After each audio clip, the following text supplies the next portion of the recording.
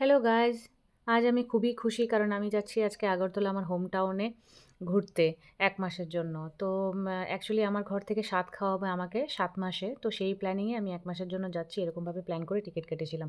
আমার সব রিপোর্ট ওকে ছিল বলে সেই ডিসিশনটা নিতে খুব ইজি ছিল যে আমি এই সময় ট্রাভেল করতে পারবো কি পারবো না। এটা ছিল এয়ারপোর্টের একটা লুকস, এখানে একটা নতুন রেস্টুরেন্ট খুলেছিল। খুবই সুন্দর দেখতে ছিল। যাই হোক আমি রওনা হয়ে গেলাম। তারপর একটু টেন্স ছিল যে আমার পুরো জার্নিটা একদম ঘর থেকে বেরোনো থেকে আমার ঘরে পৌঁছানো পর্যন্ত ৮ ঘন্টার জার্নি ছিল। ৮ থেকে ৮.৫ ঘন্টা মোটামুটি।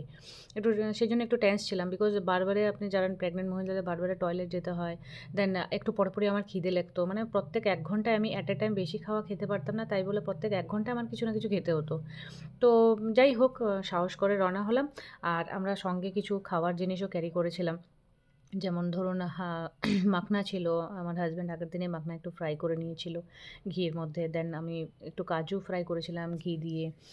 সেটা ছিল। তারপরে ম্যাগি ছিল, একটু ফ্রুটস ছিল। তো এই জিনিসগুলো আমি সঙ্গে ক্যারি করেছিলাম যে একটু পরে যদি খাবার ইচ্ছে হয় আমি যেন কিছু খেতে পারি। বিকজ বাইরের খাওয়া আমি কিচ্ছুই খাচ্ছিলাম না। আমার পুরো থ্রু আউট প্রেগনেন্সিতে আমি কিচ্ছু বাইরের খাওয়া খাইনি।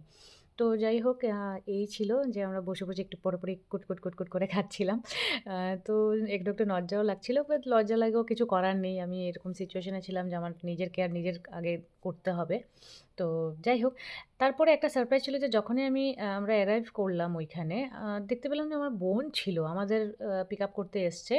আর সঙ্গে ও একদম ফ্লাওয়ার-টাওয়ার নিয়ে এসছে ওয়েলকাম করার জন্য পুচকি সোনাকে। অবভিয়াসলি পুচকি সোনা আমার তখন মানে পেটের ভেতরে ছিল।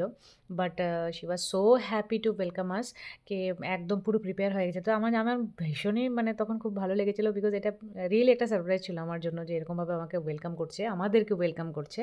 তো তারপরে আমরা চটপট করে বেরিয়ে গেলাম ওইখান থেকে। এটা ছিল আমাদের জার্নি। আর আগে আমি আরও তোমাদের সঙ্গে শেয়ার করতে থাকবো যে আগরতলার এই ১ মাসটা কীরকম আমার খুব ভালোভাবে কেটেছে। তো লাস্টে এই কয়েকটা পিকচার আমরা বসে এখানে বোর হচ্ছিলাম বলে কিছু পিকচার নিলাম। তো তোমরা সঙ্গে থেকো আমার এই প্রেগনেন্সির জার্নিতে।